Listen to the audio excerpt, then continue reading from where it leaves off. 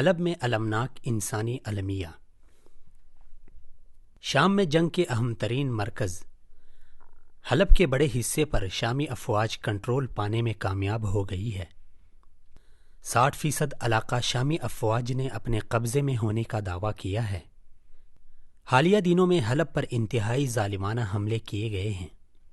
حلب پر ہلہ بولنے والے روس اور شامی افواج نے بے دریغ قتل عام اور بھاری ہتھیاروں کے استعمال سے عام افراد اور رہائشی بستیوں کو بمباری سے نیست و نابود کر دیا ہے، اور اب تک شمالی شہر حلب کے مشرقی حصوں پر تباہ کن فضائی حملے کسی تعطل کے بغیر جاری ہیں، جبکہ حلب میں انسانی المیہ رونما ہونے سے بچانے کے لیے عالمی سطح پر مذاکرات کا سلسلہ جاری ہے، مگر ان میں کوئی ٹھوس پیش رفت نہیں ہو سکی۔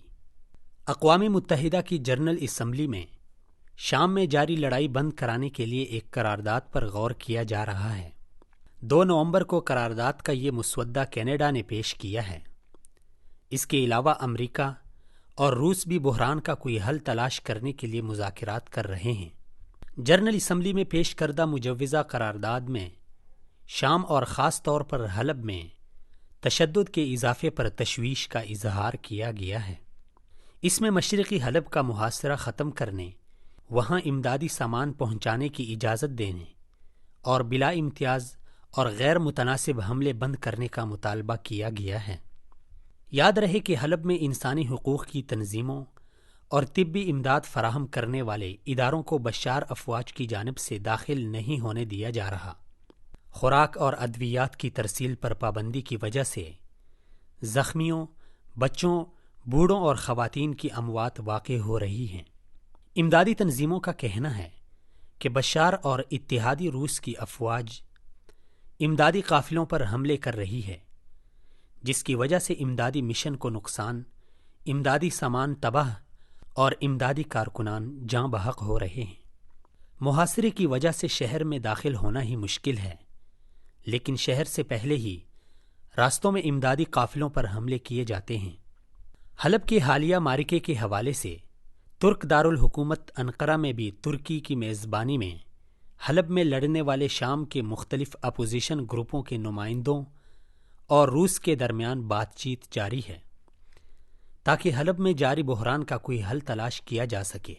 شامی حزب اختلاف کے وفد کے صدر بریگیڈیئر اسد عواد نے ان مذاکرات کی تصدیق کرتے ہوئے کہا ہے کہ شمالی محاذ نے حلب میں شہریوں کے تحفظ اور وہاں سے زخمیوں کو ایک محفوظ راستے کے ذریعے نکالنے کا مطالبہ کیا ہے۔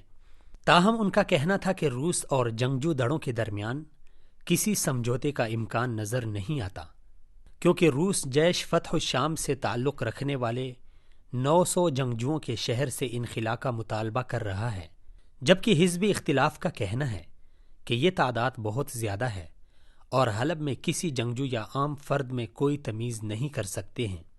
لیکن دوسری جانب روس نے نہیں سوچا کہ وہ جیش الفتح کے انخلاء کا مطالبہ تو کر رہا ہے، مگر روس اور شامی فوجی طیاروں سے حلب کے شہر میں جنگجوؤں اور عوام میں تفریق کیے بغیر تابڑ توڑ ظالمانہ حملوں نے عام شہریوں کو بھی مزاحمت کار بننے پر مجبور کر دیا ہے۔ اب عام شامی عوام بھی اپنی بساط کے مطابق مزاحمت کر رہی ہے، اس لیے حلب سے مزاحمت کاروں کے نام حلب کی عوام کا انخلاء ناممکن ہے۔